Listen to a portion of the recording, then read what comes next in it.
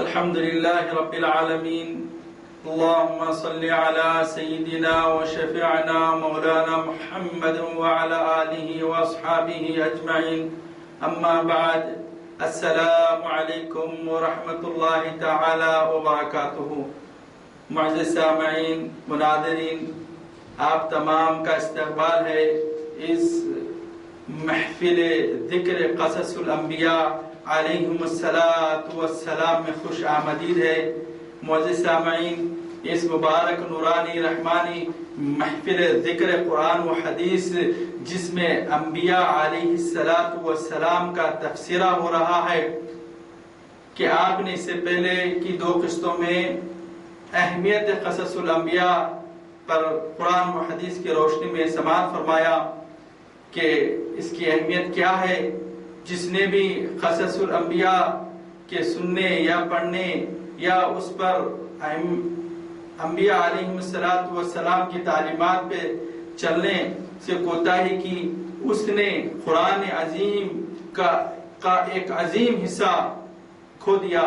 کیونکہ اللہ سبحانہ عز و جل نے امت خیر الانام کے لیے قدوہ و اسوہ حسنہ کے طور پر انبیاء علیہ الصلاۃ والسلام کا تذکرہ فرماتے ہوئے دین اسلام کو ایک منہج، ایک دستور اور زندگی کا ایک نمونہ پیش فرمایا. آپ نے اس سے پہلے کی قسط میں ان کے انبیاء علیہ الصلاۃ والسلام کی قصص کی اہمیت کے بعد بدایت الخلق کے تخلیق کائنات کس طرح سے ہوئی، جیسا کہ ایک یمن کا وفد آ کر نبی کریم صلی اللہ علیہ وسلم سے دریافت فرماتا ہے. وہ اس طرح سے کہتے ہیں، جئناک یا رسول اللہ لنتفقہ فی الدین، اے اللہ کے رسول، اے نبی اللہ، ہم آپ سے یہ چیز سیکھنے کے لیے آئے ہیں، دریافت کرنے کے لیے آئے ہیں کہ ایک کائنات سے پہلے کیا تھا. تو نبی کریم صلی اللہ علیہ وآلہ وسلم نے ان کے سامنے کہا، کان اللہ ولم یکن قبلہ شیء، جب صرف رب تبارک و تعالی ہی تھا اور کوئی بھی چیز اس سے پہلے نہیں تھی. فوقہ ہوا فراغ و تحتہ فراغ، اس کے اوپر بھی خالی تھا، اس کے نیچے بھی خالی تھا. ثم خلق عرشہ ثم خلق السماوات والارض فی 6 ایام وکان عرشہ علی الماء، رب تبارک و تعالی کا عرش پانی پر تھا. پھر رب تبارک و تعالی نے 6 دن میں زمین و آسمان کو پیدا فرمایا.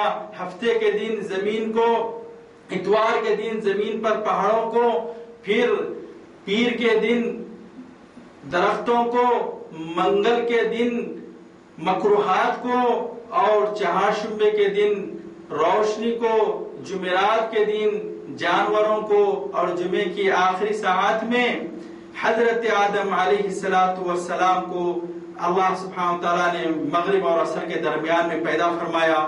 اور آپ نے اس سے پہلے یہ تفسیرہ بھی سماعت فرمایا کہ یہ تو تخلیق کائنات کی بات ہو رہی ہے. تخلیق حبیب خدا صلی اللہ علیہ وسلم کے تعلق سے بھی سماعت فرمائیے. مسلم شریف کی روایت، مسند احمد کی روایت میں ہے، اللہ کے رسول صلی اللہ علیہ وسلم فرماتے ہیں، انا کنت نبی کان آدم بین الماء والطین، جب میں نبی تھا جبکہ آدم علیہ السلام مٹی اور پانی کے درمیان میں تھے. تو آپ نے اس سے پہلے تخلیق کائنات جیسا کہ بھی آپ کے سامنے میں ذکر کیا، جب زمین و آسمان سب بن چکے، اس کے 50,000 سال، جب اللہ سبحانہ وتعالی نے سب سے پہلے تقدیروں کو لکھا، تقدیر کو لکھنے کے 50,000 سال کے بعد میں کائنات کی تخلیق فرمایا. پھر اس کے بعد رب تبارک و تعالی نے حضرت آدم علیہ السلام کی تخلیق فرمایا. تو آپ کی تخلیق کس طرح سے تھی، میں آپ کے سامنے آج تخلیق حضرت آدم علیہ السلام پیش ہے. ملائکہ سے رب تبارک و تعالی نے گفتگو کی کہ اے ملائکہ، میں زمین پر ایک خلیفہ بنانا چاہتا ہوں اور ضرور بناؤں گا ایک خلیفہ. تو فرشتوں نے رب تبارک و تعالی سے عرض گزارش کی، یہ ہے کہ اے پاک پروردگار، کیا تو زمین پر ایسی مخلوق کو پیدا کرنا چاہتا ہے جو زمین پر قتل و غارت گری کرے اور خون بہائے؟ ملائکہ نے اعتراض نہیں کیا بلکہ عرض گزارش کی. کیوں کہ حدیث میں آیا ہے، حضرت عبداللہ بن عباس رضی اللہ تعالی عنہما اور عبداللہ بن عمر رضی اللہ تعالی عنہما تفسیر ابن کثیر ابو الفدا میں فرماتے ہیں کہ قصص الانبیاء کی تفسیر مفسر ابن کثیر قصص الانبیاء کی کتاب میں یہ حدیث کو لکھتے ہیں جو حضرت عبداللہ بن عمر اور عبداللہ بن عباس رضی اللہ تعالی عنہما سے جو روایت ہے کہ دنیا میں آدم سے پہلے 2000 سال تک جنات آباد تھے، انہوں نے زمین پر بہت ساری خون ریزیاں کی، فساد کیے، تو رب تبارک و تعالی نے آسمان سے فرشتوں کو نازل کر کے ان کو سمندروں کے کنارے دور بھگا دیا۔ تو اسی لیے فرشتوں نے یہ چیز کی عرض گزارش کی کہ اے پاک پروردگار، کیا تو پھر ایک ایسی مخلوق کو پیدا کرنا چاہتا ہے جو زمین پر خونریزیاں کیے کریں؟ فرشتے کبھی اعتراض نہیں کیے۔ رب تبارک و تعالیٰ ان کی شان میں قرآن میں فرماتا ہے لا یسبقونہ بالقول، یعنی ملائکہ کسی بات کو دریافت کرنے کی اجازت نہ ہو تو وہ کبھی دریافت نہیں کرتے اور اس میں کبھی لب بھی نہیں ہلاتے۔ رب تبارک و تعالیٰ قرآن عظیم کے پہلے پارے سورۃ البقرہ کے اندر ارشاد فرماتا ہے وَإِذْ قَالَ رَبُّكَ لِلْمَلَائِكَةِ إِنِّي جَاعِلٌ فِي الْأَرْضِ خَلِيفَةً۔ اس کے لغوی معنی یہ ہے اے میرے حبیب صلی اللہ علیہ وسلم، نبی کریم صلی اللہ علیہ وسلم سے مخاطب ہو کر فرماتے ہیں حبیب آپ اس حقیقت پر غور کرو جب ایسا ہوا تھا وَإِذْ قَالَ رَبُّكَ، جب تمہارے رب اے محمد صلی اللہ علیہ وسلم تمہارے رب نے وَإِذْ قَالَ رَبُّكَ لِلْمَلَائِكَةِ ملائکہ سے کہا انی جاعل فی الارض خلیفہ، میں زمین پر خلیفہ بنانے بنا رہا ہوں۔ تو فرشتوں نے کیا کہا؟ قالوا تجعل فیہا، اے پاک پروردگار کیا تو اس پر بنائے گا من یفسد فیہا، جو اس پر فساد کرے، ویسفک الدماء، اور قتل کر کے خون کو بہائے، ایسے لوگوں کو تو پیدا کرے گا کیا؟ وَنَحْنُ نُسَبِّحُ بِحَمْدِكَ، جبکہ ہم تیری تسبیح حمد و ثنا وَنُقَدِّسُ لَكَ، اور تیرا تقدس اور تیری بڑائی ہم بیان کرنے والے ہیں۔ اگرچہ تو آدم کو اس لیے پیدا کر رہا ہے کہ وہ تیری بڑائی کرے، تو کیا ہم نے تیری بڑائی میں کوئی کسر چھوڑ رکھی ہے؟ ہم جو ہے تیری بڑائی کریں گے، ہم تیری حمد و ثنا کریں گے، تو ان کو کیوں پیدا کر رہا ہے؟ رب تبارک و تعالی عالم الغیب والشہادہ ہے، وہ اللہ تبارک و تعالی ہر چیز کے اوپر قادر ہے، فعال لما یرید ہے، جو چاہے وہ کرنے والا ہے، مرضی کا مالک ہے، رب تبارک و تعالی ہے۔ تو رب تبارک و تعالی یہ فرماتا ہے انی اعلم ما لا تعلمون، میں جو جانتا ہوں تم اس چیز کو نہیں جانتے۔ ابن کثیر کے اندر یہ آیا ہے، قصص الانبیاء ابن کثیر اور تفسیر ابن کثیر کے اندر بھی اسی طرح سے آیا ہے کہ میں جانتا ہوں، یعنی سأجعل فیہم الانبیاء، میں ان میں انبیاء بناؤں گا، وارسل فیہم الرسل، اور اس کے اندر میں رسولوں کو بھیجوں گا، ویوجد منہم الصدیقون والشہداء والصالحون، اور ان میں سے صدیقین ہوں گے، شہداء ہوں گے، صالحین ہوں گے، والعباد والزہاد والاولیاء والابرار، اور ان کے اندر اولیاء ہوں گے، عبادت گزار زاہد ہوں گے، اور عبادت کرنے والے عابد ہوں گے، تقوی اختیار کرنے والے زاہد ہوں گے، والابرار ہوں گے، والمقربون والعلماء العاملون، اور عمل کرنے والے علماء دین ہوں گے، والخاشعون المحبین له تبارک و تعالی، اور خشوع اخلاص عاجزی انکساری سے عبادت کرنے والے میرے بندے ان میں ہوں گے، المتبعون رسالات صلوات اللہ رسول صلوات اللہ وسلامہم علیہم، اور ان بندوں میں بنی آدم میں میرے نبیوں کی رسالت کو قبول کر کے ان کی اتباع کرنے والے بھی ہوں گے۔ لیکن ان میں جیسا کہ بعض کافر شروع زمانے سے چلتے آئے ہیں، لیکن جس میں جو ہوں گے اس کا ذکر رب تبارک و تعالی فرما رہا ہے کہ اس میں خشوع والے ہوں گے اور اس کے اندر عبادت کو جاری اور ساری کرنے والے ہوں گے۔ لیکن فرشتوں کو انی عالم ما لا تعلمون پر گمان ہوا۔ جب رب تبارک و تعالی نے کہا انی عالم ما لا تعلمون، تو ان کو گمان ہوا کہ یخلق ما یشاء اللہ تعالی، یعنی اللہ تعالی جو چاہے پیدا کر لے، لیکن ہم یہ جانتے ہیں کہ ہم ہی رب تبارک و تعالی کی معزز و مکرم مخلوق ہیں، ہم اللہ تبارک و تعالیٰ کی ہر مخلوق کو جاننے والے ہیں. زمین پر جو مخلوق اللہ سبحانہ تعالیٰ کی خلقت ہے ہم اس کو جاننے والے ہیں اور اس کو دیکھے تو والے ہیں، اور آسمانوں کو دیکھنے والے کی تمام چیزوں کو ہم نے دیکھا ہے. تو اسی لیے ہم اکرم الخلائق ہے اور عالم الخلائق ہے، عزت والے بھی ہیں اور جاننے والے بھی ہیں اللہ تبارک و تعالیٰ کی مخلوق. یہ تو آج پیدا ہونے والے ہیں، تو انہوں اکرام والے کیسے ہوں گے؟ تو اس طرح سے ان ملائکہ نے ایک قسم کا گمان کر لیا. رب تبارک و تعالیٰ سینوں کے اندر کے بھیدوں کا جاننے والا ہے، وہ عالم ما فی الصدور. اللہ سبحانہ تعالیٰ سینوں کے اندر جو ہوتی ہے وہ باتوں کو، بلکہ سینے میں پیدا ہونے والی 1000 سال کے بعد پیدا ہونے والی بات کو جانتا ہے. رب تبارک و تعالیٰ لکھ بھی چکا ہے آج سے اگرچہ 1000 سال بعد میں بھی اگر کوئی بنی آدم پیدا ہو کر کیا بولنے والا ہے، کیا کرنے والا ہے، رب تبارک و تعالیٰ جاننے والا ہے. تو ان کے دماغوں میں یہ گمان ہوا کہ ہم ہی رب تبارک و تعالیٰ کی ہر چیز کے جاننے والے ہیں اور ہم مکرم ہیں. ایک تو ہم نوری بھی ہے، نور کے اوپر فوقیت کوئی چیز کی نہیں ہے. تو اسی لیے ان لوگوں کو ایسا گمان ہوا. تو رب تبارک و تعالیٰ نے چاہا کہ ان کو دکھائے کہ حضرت سیدنا آدم علیہ السلام ان میں کتنے مکرم ہیں، کتنے معزز ہیں.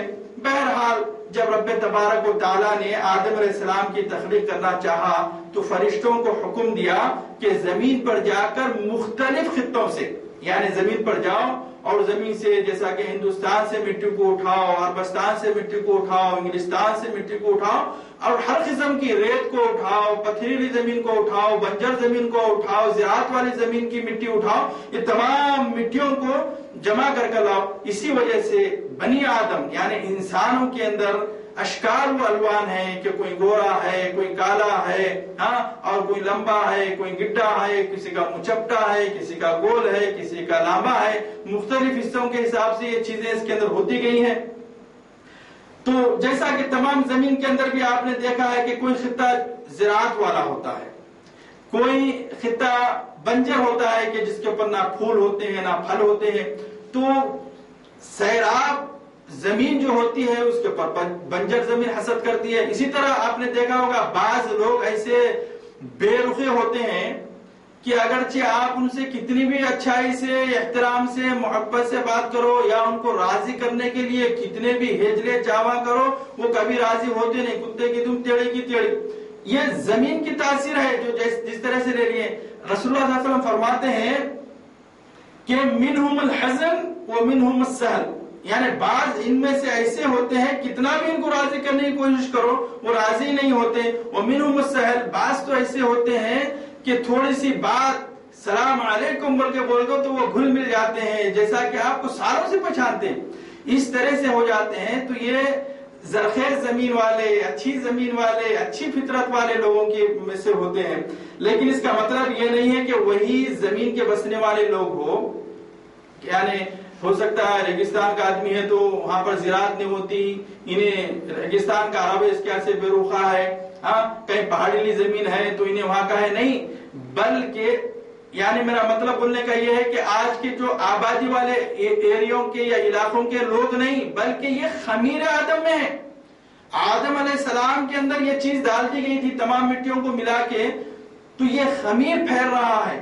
ہر گھر کے اندر ایک نہ ایک اچھا اور برا نکل ہی جاتا ہے. ہر محلے کے اندر وہی فطرت کا، وہی صفت کا آدمی مل ہی جاتا ہے. تو ہر ملک کے اندر بھی یہ چیزیں ہوتی ہیں. اس کا مطلب یہ نہیں کہ کالا آدمی جو تو ایسا ہوگا یا افریقہ کے آدمیوں میں یہ فطرت ہوگی، ایسی بات نہیں ہے، بلکہ یہ خمیر کے اندر ہی ملا دیا گیا ہے. جیسا بعض لوگ کہتے ہیں کہ کون سی مٹی کے بنے کبھی سدھرتے نہیں. تو اسی طرح سے کہ یہ خمیر آدم کے اندر آیا ہے. جیسا کہ قرآن پاک میں اللہ رب العزت فرماتا ہے انی جاعل بشرا من طین، میں بشر کو مٹی سے بنایا ہے. اور حدیث پاک میں نبی کریم صلی اللہ علیہ وسلم فرماتے ہیں کلکم من آدم وآدم من التراب، تم سب آدم کی اولاد ہو اور آدم علیہ السلام مٹی سے بنائے گئے ہیں. تراب صرف مٹی کو کہتے ہیں اور تین وہ مٹی ہے جس پر زراعت ہوتی ہے. تراب صرف مٹی کو کہتے ہیں. تراب سے بھی پیدا کیے بول کے حدیث آئی ہے. من صلصال کالفخار بول کے بھی آیا، من حماء مسنون بول کر بھی آیا ہے. سمجھے؟ تو یہ جب مٹی جہاں پر اللہ سبحانہ وتعالیٰ نے طینہ فرمایا ہے تو یہ تمام مٹیوں کو جب ملایا جاتا ہے، اس کے اندر پانی ڈالا جاتا ہے تو یہ تو کیا ہوتی ہے، ایک دوسرے کو پکڑنا شروع کرتی ہے تو یہ چکنی مٹی ہو جاتی ہے.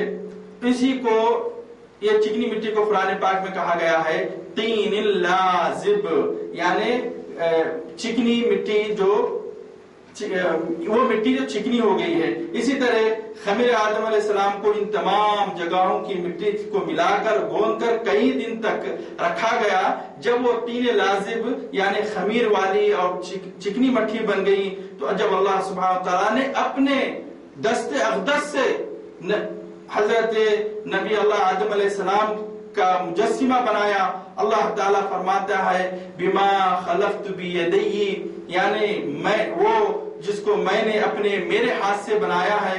اللہ اکبر اللہ اکبر. اللہ سبحانہ عز و جل کی اتنی کائناتیں ہیں، چاند ہے، سورج ہے، زمین ہے، آسمان ہے، پہاڑ ہے، دریا ہے، ندی ہے، ہر چیز ہے، خوبصورت سے خوبصورت چیزیں ہیں. یہ صرف حکم الہی سے ہوئی ہے.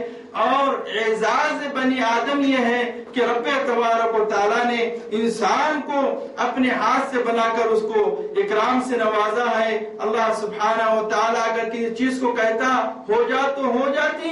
وَإِذَا اِذْ أَرَادَ شَيْءً يَقُولَ لَهُ كُن فَيَكُونُ، کسی چیز کو حکم دیتا ہے کہ ہو جا تو وہ ہو جاتی ہے. تو اسی طرح سے حضرت آدم علیہ السلام بھی اللہ سبحانہ تعالیٰ کہتا تو ہو جاتے، لیکن اللہ تعالیٰ نے حضرت آدم علیہ السلام کو اعزاز و اکرام سے نوازنا چاہا. یہی وہ فضل و کرم الہی ہے کہ ہم پر اللہ سبحانہ تعالیٰ پھر قرآن میں ایک جگہ فرماتا ہے وَلَقَدْ كَرَّمْنَا بَنِي آدَمَ مِنْ قَبْلِ، تحقیق کہ ہم نے بنی آدم کو اکرام سے نوازا. إِنَّا خَلَقْنَا الْإِنسَانَ فِي أَحْسَنِ تَقْوِيمٍ، بے شک ہم نے انسان کو بہترین معیار میں پیدا کیا ہے. اور جب بہترین اور احسن معیار کو چھوڑ کر جب انسان غلط راستہ اختیار کر لیتا ہے تو اللہ سبحانہ تعالیٰ اس کو نیچے سے نیچا کر دیتا ہے. پھر وہی اس آیت کے بعد والی آیت میں فرماتا ہے ثم رددناہ اسفل سافلین، پھر ہم اس کو نیچے سے نیچا کر دیتے ہیں. جب بنی آدم شہوتوں میں پڑ جاتا ہے، لوگوں پر ظلم و زیادتی کرنے لگتا ہے تو رب تبارک و تعالیٰ اس کی ابدی زندگی کو اسفل سافلین میں بنا دیتا ہے. لوگوں پر ظلم کرنے والوں، اللہ سبحانہ عز و جل کے عتاب سے، کل کے دن کے حساب سے ڈرو. بے بس غریب لوگوں کے اوپر ظلم کرنا چھوڑ دو. آپس میں اتحاد اور محبت کو، ہم ایک باپ سیدنا آدم علیہ السلام کی اولاد ہے، اس کا لحاظ رکھتے ہوئے کم سے کم اپنے مومن بھائیوں کا لحاظ رکھا کرو. لوگوں کی بیجا مخبریاں مت کیا کرو. اللہ سبحانہ عز و جل کے عتاب سے کوئی بچ نہیں سکے گا. رب تبارک و تعالیٰ کا جب وقت آ جائے گا تو کہے گا یا معشر الجن والانس ان استطعتم ان تنفذوا من اقطار السماوات والارض فانفذوا، اے بنی آدم اور جنوں، اگر تم زمین و آسمان کے کناروں سے بھاگنا چاہتے ہو، میرے عذاب سے بچنا چاہتے ہو تو بھاگ نکلو، بچ جاؤ. فانفذوا لا تنفذون الا بسلطان، نہیں بھاگ سکتے ہیں اس کی سلطنت سے. جہاں جاؤ گے رب تبارک و تعالیٰ کی سلطنت کو ہی پاؤ گے. تو ظلم کرنے سے بچو. دوستو عزیزو، ہماری ہدایت اسی کے اندر ہے کہ ہم رب تبارک و تعالیٰ کے برگزیدہ پیغمبروں کی اتباع کریں. اللہ سبحانہ و تعالیٰ ان اللہ لا یظلم مثقال ذرۃ، رب تبارک و تعالیٰ کسی پر بھی ذرہ برابر ظلم نہیں کرتا. اس نے ہماری ہدایت کے لیے اپنے انبیاء نازل کیے اور ان کو کتابیں دی اور معجزات کے ذریعے ہم کو انبیاء نے اس رب تبارک و تعالیٰ کے انعام و اکرام سے آگاہ فرمایا. بہرحال سیدنا آدم علیہ السلام کا مجسمہ رب تبارک و تعالیٰ نے اپنے دست اقدس سے تیار کیا اور آپ کی خوبصورت شکل بنائی. کیا خوبصورت شکل ہوگی! آپ تو دیکھتے ہوں گے کہ کتنے خوبصورت نورانی چہرے والے، ایمانی چہرے والے لوگ ہوتے ہیں. تو جب رب تبارک و تعالیٰ نے یہ اپنے دست اقدس سے سیدنا آدم علیہ السلام کے چہرے کو بنایا تو کتنا نورانی چہرہ تھا ہوگا، مگر اس میں روح نہیں پھونکی گئی اور آپ کا مجسمہ سوکھ کر اسی جگہ پر رکھا ہوا تھا. مٹی آ گئی، خمیر بن گیا، مجسمہ بن گیا اور اسی طرح پڑا ہوا تھا. حضرت ابن عباس رضی اللہ تعالی عنہما فرماتے ہیں 40 سال تک یا 40 دن تک ویسا ہی پڑا ہوا تھا. یعنی نبی اللہ آدم علیہ السلام کا پتلا بن کر وہیں پر پڑا ہوا تھا، لیٹا ہوا تھا، کھڑا ہوا نہیں تھا. اور صحیح احادیث میں آیا ہے کہ 60 ہاتھ لمبا تھا، 60 ہاتھ، اتنا 60 ہاتھ یعنی 60 میٹر کا جو ہے تو لمبا تھا. وہ اندازہ کرو یہ ایک آدمی کتنے ہاتھ کا ہوتا. یہاں سے آپ دیکھ رہے میرے کو، یہاں سے میں کمر تک آدھے ہاتھ کا ہوں، پھر یہاں سے گھٹنے تک، کمر سے گھٹنے تک آدھے ہاتھ. یہ ایک آدمی 3 ہاتھ کا ہے. 1 2 3 اپنے ہاتھ کو لگا کے دیکھ لیجئے. یہ ہے، یہاں سے آپ کا کونی آپ کی کمر کو لگے گی، پھر کمر سے آپ اپنے ہاتھ کو نیچے ڈالیں گے تو یہ ہاتھ جا کے آپ کے گھٹنے پہ لگے گا. 1 2 نیچے جا کے 3، اب 3 ہاتھ کے رہ گئے ہیں. جبکہ حضرت آدم علیہ السلام 60 ہاتھ کے تھے. نبی کریم صلی اللہ علیہ وسلم فرماتے ہیں آدم کا خد آپ کا گھٹ کر اب اس کیفیت پہ ہو گیا جتنی اب ہم ہیں. مجسمے کو دیکھ کر فرشتوں کو بہت تعجب ہوا. مجسمہ تیار ہو گیا، انہوں نے بہت تعجب کیا، عجیب مخلوق ہے، اس سے پہلے نہیں دیکھی گئی، کیونکہ جنات بس شکل نہیں معلوم کیا کیا اشکال کے اللہ سبحانہ وتعالی نے بنایا تھا. تو تعجب خیز ہوئے فرشتے. مگر جب شیطان نے دیکھا پتلے کو تو ایک دم چمک گیا. بھلا یہ کیا بات ہے؟ فرشتے تو صرف تعجب کر رہے تھے اور شیطان چمک رہا تھا. اس کی کیا وجہ ہے؟ کہ شیطان فرشتوں میں سے نہیں تھا. فرشتے نورانی ہیں اور شیطان جناتوں میں سے تھا. فرشتے نوری اور شیطان جو تو ناری تھا اور جنات میں سے نہیں تھا. کانا ابلیس من الجنی، قرآن پاک میں آیا ہے ابلیس جنات میں سے تھا. ہم کو بھی تعجب ہو رہا ہے تاکہ فرشتوں کی تعداد زیادہ ہے اور فرشتے صرف ایک ہے. فرشتوں میں شیطان صرف ایک ہے، پورے فرشتے ہیں، ایک ابلیس ہے، تو تعجب ہونے کی بات ہے نہیں. ایک ابلیس کہاں سے آیا؟ یہ اصل قصہ یہ ہے کہ جب دنیا پر آدم علیہ السلام کی آبادی سے، آدم کی آبادی سے پہلے جب 2000 سال تک جنات آباد تھے تو ان میں سے یہ ابلیس، اس کا نام اصلی نام ہے عزازیل، اس کا نام ہے.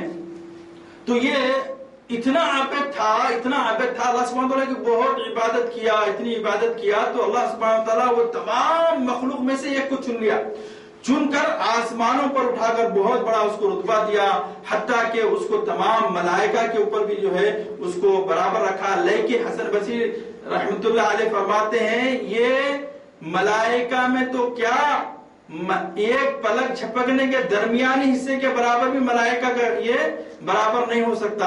تو شیطان جو ہے کس میں سے تھا؟ جناتوں میں سے تھا. اور اس نے اللہ کی عبادت کرنے کے بعد رب تبارک و تعالیٰ نے اس کو آسمان پر اٹھا لیا تھا. اب اس مردود نے اس مجسے آدم علیہ السلام کے چکر کاٹنے لگا. اب آگے جا رہا ہے، پیچھے جا رہا ہے، ادھر جا رہا ہے، ادھر جا رہا ہے، اور اس کو ٹھوک ٹھوک کر دیکھتا تھا اگر یہ ہے تو کیا ہے. جیسا کہ قرآن پاک سورہ الرحمن میں آیا ہے خلق الانسان من صلصال کالفخار، ہم نے انسان کو بجتی ہوئی مٹی سے، یعنی جیسے ٹھیکرا بچتا ہے مارنے سے یا گھڑا مارنے سے بچتا ہے، ایسی مٹی سے بنایا ہے. تو اب شیطان چکرے کاٹتا تھا اور ٹھوک ٹھوک کر دیکھتا تھا. کبھی مجسمے کے آگے جاتا، کبھی پیچھے جاتا، اس کو ٹھوک کر دیکھتا اور یہ دیکھ کر کہنے لگا. اب اس کے بعد میں حضرت آدم علیہ السلام کے منہ میں داخل ہو گیا، داخل ہو کر نیچے سے نکل گیا اور پورے اطمینان سے باہر آ کر کہنے لگا اتنا کچھ بھی نہیں ہے. باہر آ کے دیکھو تو کچھ بھی نہیں ہے، اتنے جھینے اندر خالی ہے پورا، اور یہ مٹی کا بنے ہوا ہے. رب تبارک و تعالیٰ سب کے سامنے گفتگو کر کے پھر نام دیا، تاج پہنایا خلیفہ کا. پھر کس کے اوپر؟